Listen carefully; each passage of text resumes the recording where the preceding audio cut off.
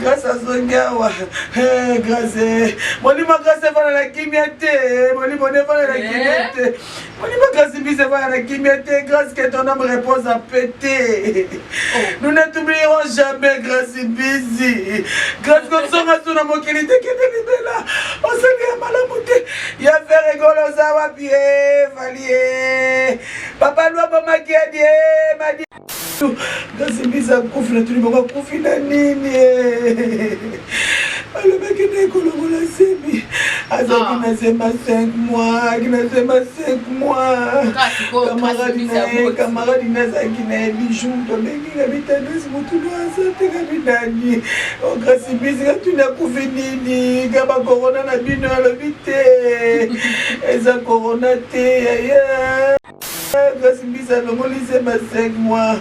Amela qui bakisi, ya bigala bine pour la nini, ya bigala pekisa qui est. Alors bien dans sa boîte, jusqu'à la zone dans studio, moi ya bota bona bibale santé. Et puis Sony bako sekaye, ya bota mwana tata na ye.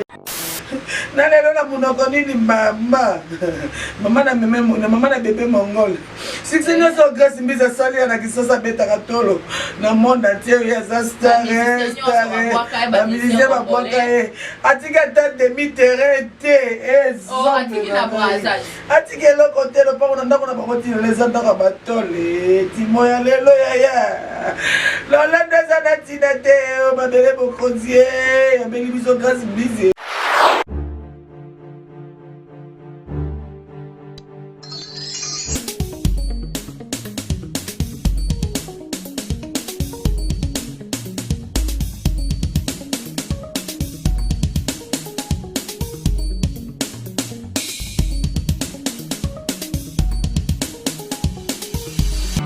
Lisi Mouzongo Limouzi,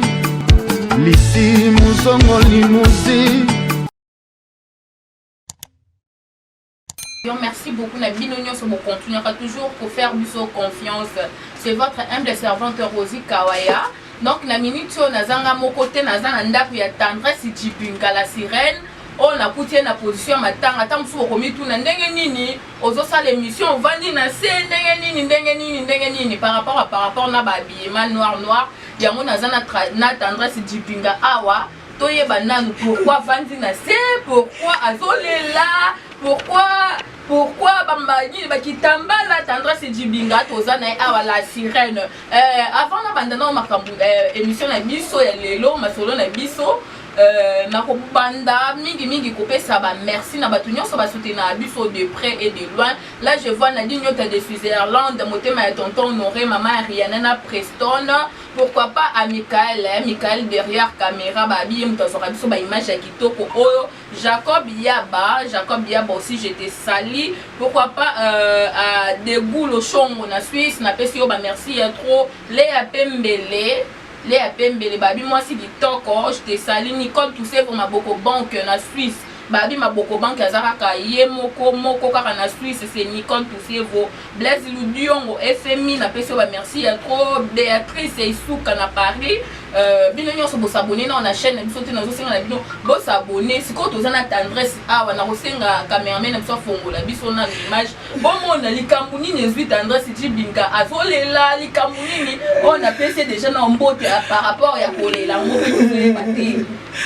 motema pasi motema pasi atiki biso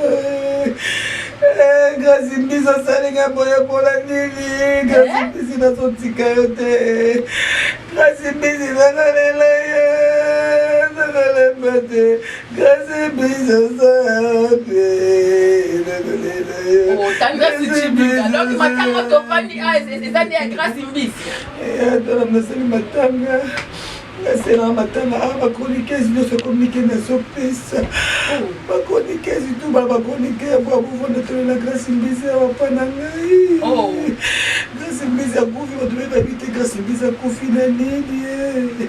grâce mbisi akufi banda mokolo nini parce que biso nyonso toyoki te internet mpe lobeli te mbala moko tendresse ya kokosa te naza na intérêt kokosa te babengaki nga banda lobi na butu grâce mbisi akufi na tuli boko akufi na nini alobaki na ekolokola semi azaki nasema 5 mois kinasema 5 mois camarade nazaki na bijou tobenginga bitanisi mutulu asateka bidani okasi bisika tuna kufi nini kaba corona na bino alobi te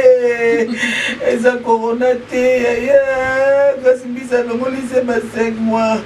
amelaki bakisi abingana bine mpona nini abingana pekisaki alobi ye naza jusqu'à la zana na studio moya bota bona bibalesa te epi soni bakoseka ye abota mwana tata na ye yakutema ezosala epi yango babangaki abayaki na yake emelakisi sika omwana kufi na ye mpona libuba kufi sikalokaa nasepeli po lelo nasepeli kaka mpo Karine mokonzi na baronne bona chantal bona mama paradis bango bazwi initiative akozwa mwana wana bango babombola mwana Grace Mbizi wana ya bébé Rachel nga nayebi kombo wana te nayebi mwana ne bébé mongol bébé baba mama evesa chiluizoza wapi kenbiane chantal bona mama paradis chimene kiala kenbiane oza wapi Mike Lokamba France tema muna zidi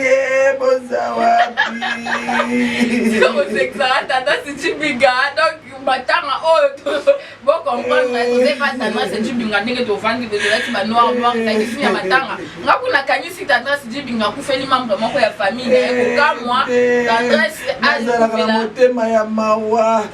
nazala na finga na ngana batu nazala na kanda na motema te na internet ekendaka bongo quand tu passes à la télé tu m'insultes moi aussi je vais passer à la télé pour te répondre ou pour t'insulter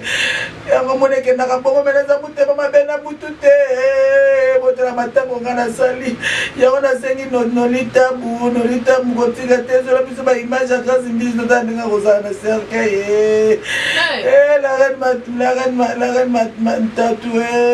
tatu na ngai mpona cotisation bobenganga te cotisation obenga zero mabiala ndaza na kaye kuna ye Grace Mbizi akufi na moma ya mabenzabe Grace alekaki awa Grace azongi awa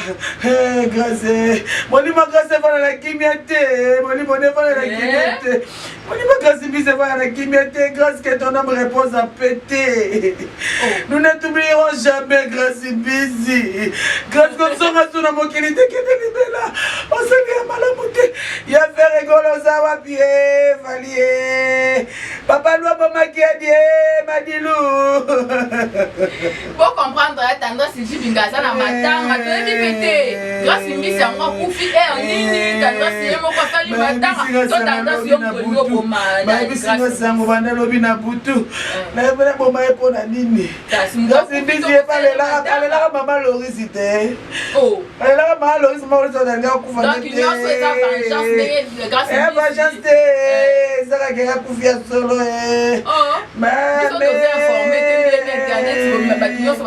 sangoyaka moko benga nimero nekomona ekoleka te miloko ya bango moto mosusu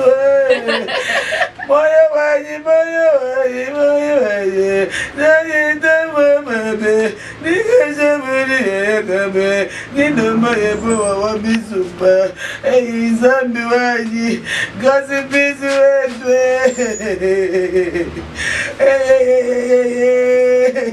Flor Mbangu wanyi Flor Mbangu Fatuka eboza wapi Aminata Maswaku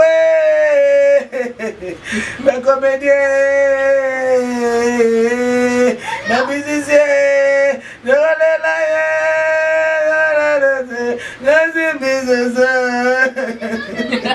bon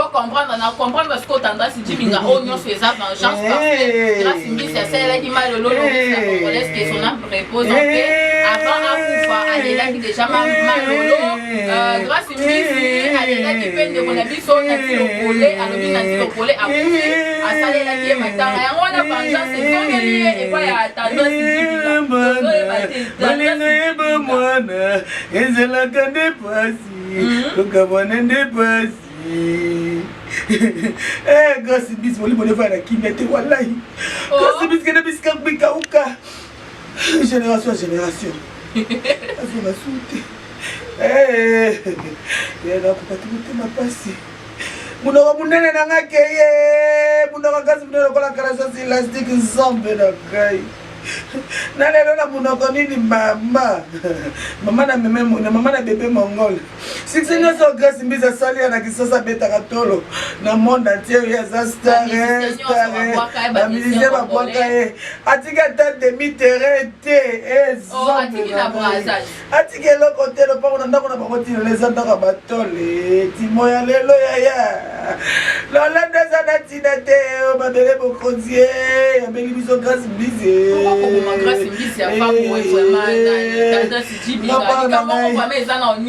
akufi na bomi ete akufi na basumu na ye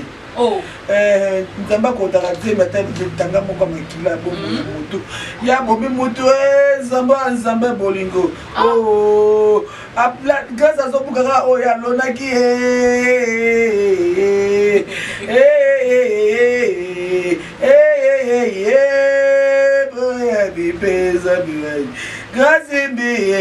Grace Mbisi mufwe Grace Mbisi kupinga nika bichito Grace Mbisi na bia songa lisusu te na chiluba songa lisusu te akene libela sanga sijibi ngosala ngo pena matanga pe oleli vraiment pe lo matanga ezali awa yaya na poka poka bolanga donc rando ngo internet ko mitina ba niveau ya roboma na lisusu bo tendresse na buzoba na ye ndala bomi ete na simba bakila te na sa maîtrière te akufi na buzoba na ye na kolokola sepe pona nini va bota na ye mongole ya ye asabota ki déjà mongole te vite tu na bota mso ki dodio koka zombe na lola zombe na gaye ba chinois boza wapi ba charger ba le défenseur ba maman autorité boza wapi la Chine ba chinois boza wapi Karine Mokonzi la baronne merci mama Chantal Bola merci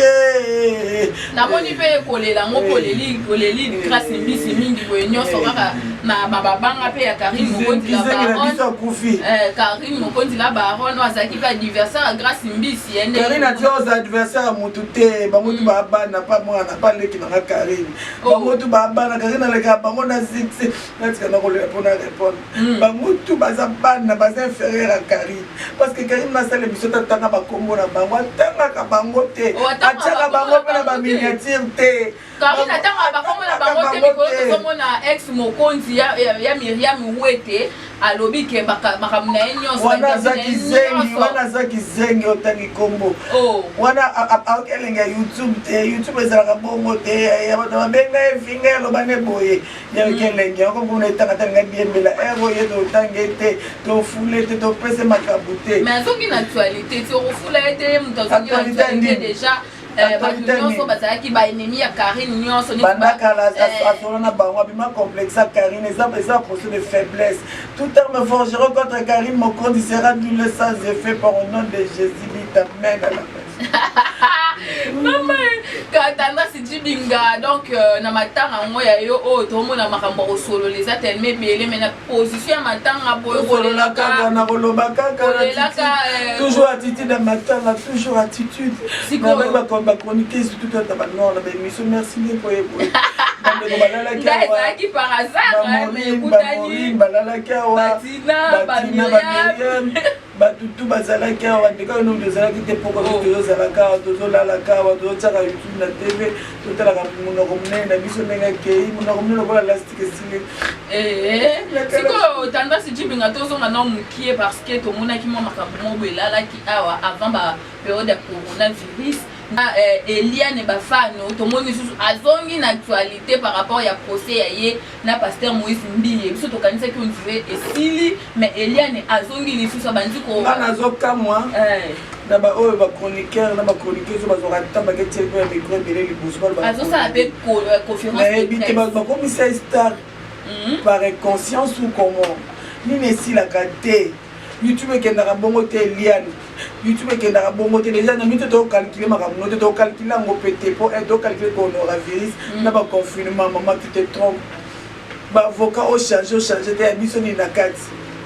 au changer quel bosso o yit mak bosala ki sikoyo posa bezani bakamata mwezi mbio bakate na sema peso bakamata peso lia ozo bake yondo zana tati tu ka passi tu sens pas bien tu as des douleurs mais tu as des douleurs aux autres vendre ça bateau aux autres vendre ça bateau c'est la conférence de presse nous on n'a pas besoin de ça télévision ça nous avons besoin de nous famille ya mwezi mbio on va ça na kuna YouTube ça bongo te sur beto leki donc si je comprends bien comme fille la buzz comme maman youtubeuse lui muta malade ozo vimba bongo azo munene kitoko bongo ndeni et puis toi déjà comme na fiancé so fiancé on va tika ka sala ka biloko po ko kosa batu ko fiancé on pas là tu sais déjà bag tribunal ça beza ko ya luka kimia ya luka kinyo zo luka wana etali yo mais chose grave là comment il est quelqu'un en interview ana Eliane Bafana lobby que avant banda ko vivre na pasteur Moïse Mbi a la qui c'est plus de 100 vidéos il y a ba série église et talibi sauter to ça na on besoin té et t'as donc nango attends la qui c'est ce que pourquoi il atinda qui sous vidéo na et pona ba la qui ça qui est ba ya ba avant ça mon to lokuta ça fait ba besoin comprendre nga na personne numéro camarade na moko obenga ya pa comment da chroniqueuse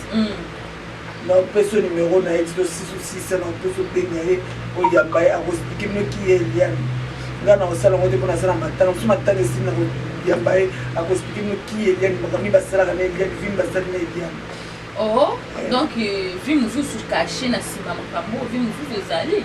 yem so ka tsa ba yebi ete a bo sala mto sa ba yebi amu ça nga pota buzo ba pora mto ba atika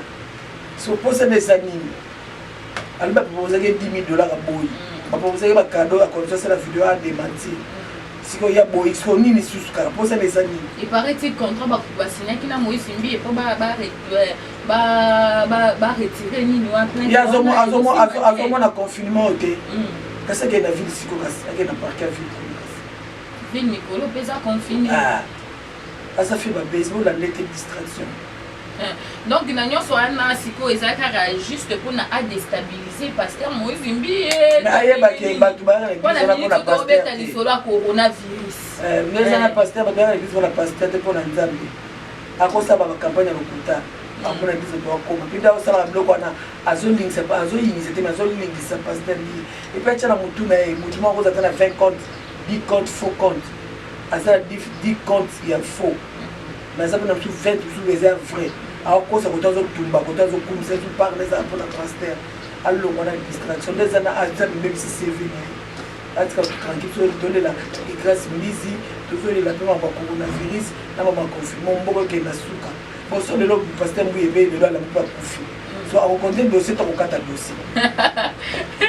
ça reste à vérifier tendance du binga parce que baswa na rappel na moïté yenda ko yeba ite ya abibenga za mwana nzamba saka bongo tele ko miketo mwana nzamba saka bongo abi azo sauver les âmes mimi yeka saka de sauver avec patet on se voit mamalo bana on n'a pas besoin de besoin na côté télévision na montu na et comment ni juge avocat au PJ oza utulo kusuba kukinza kuna kwa télévision nous on n'a pas besoin de ça ça ça va passer à qui la famille na ministre puis beaucoup de choses dans mon théâtre tout tranquille distraction.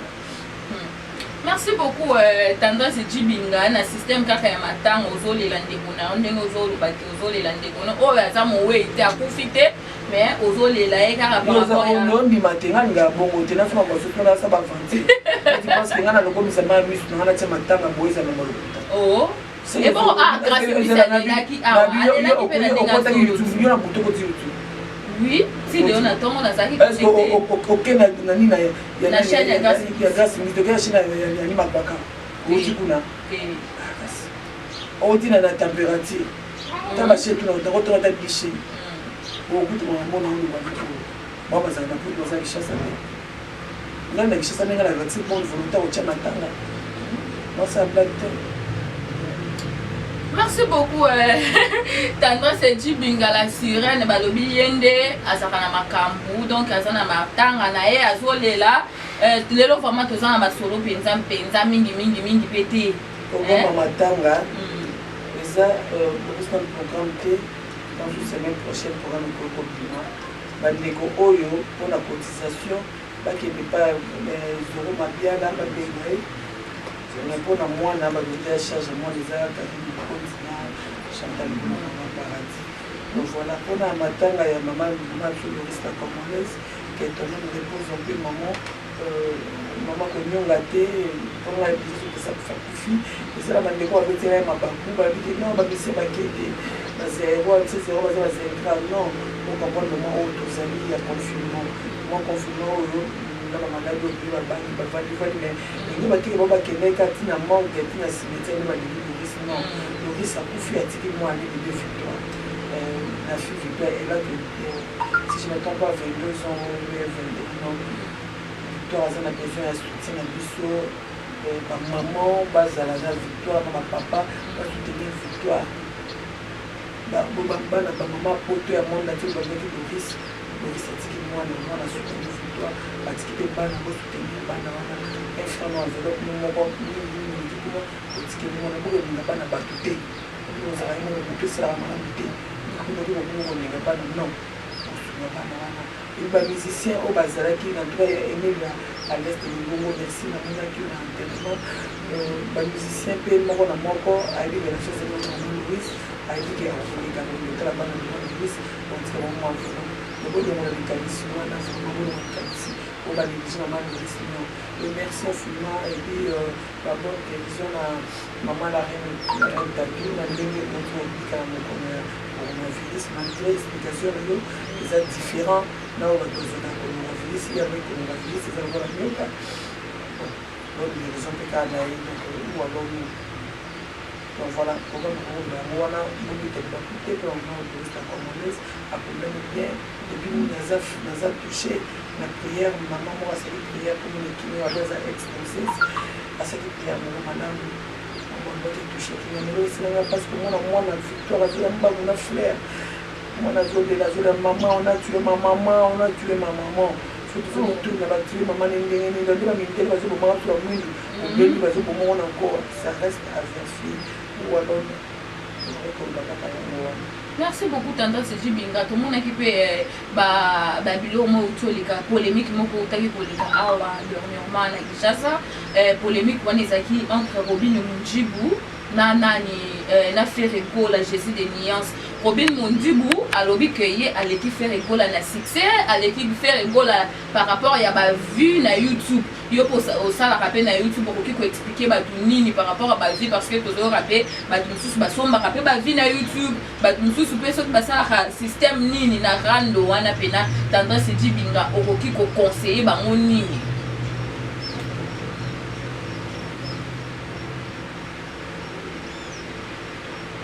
Jibinga la sirène. Vous comprendre, à ça la matin.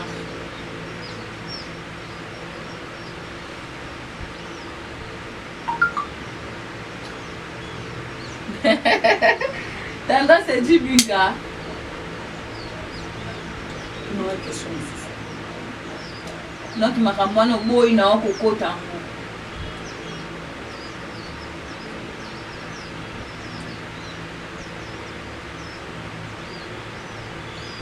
Bon comprendre aboyi na makambo polémique par rapport ya batampe ya coronavirus aboyi pena kokota makambo wana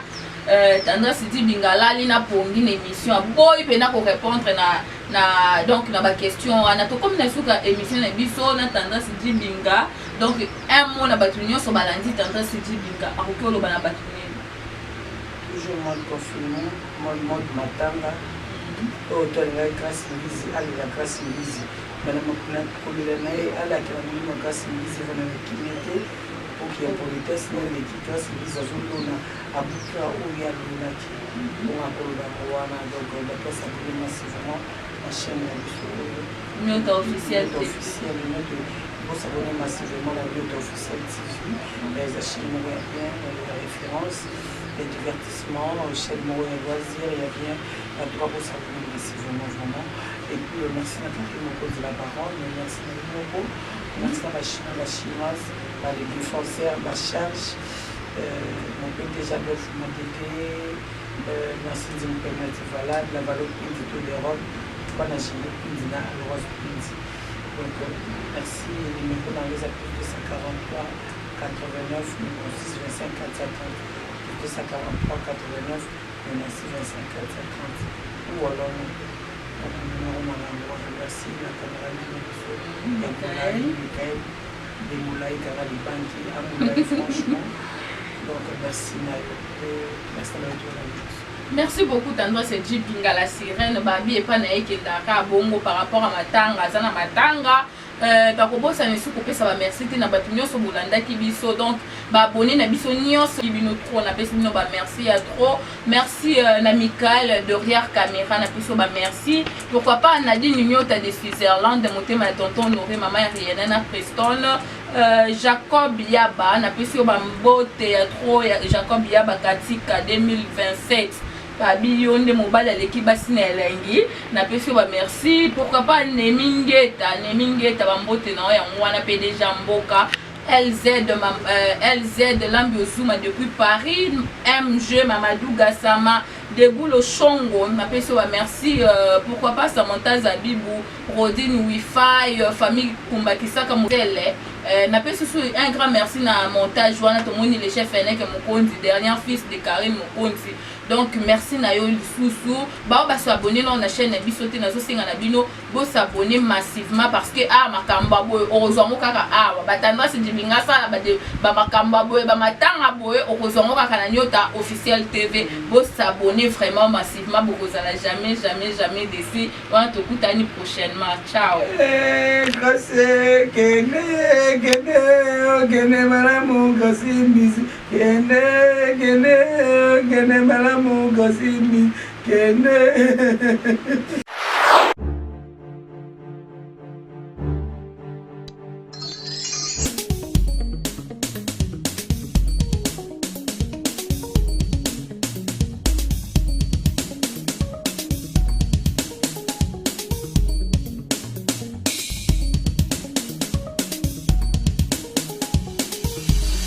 Lisi Muzongo Limouzi, Lisi Muzongo Limouzi.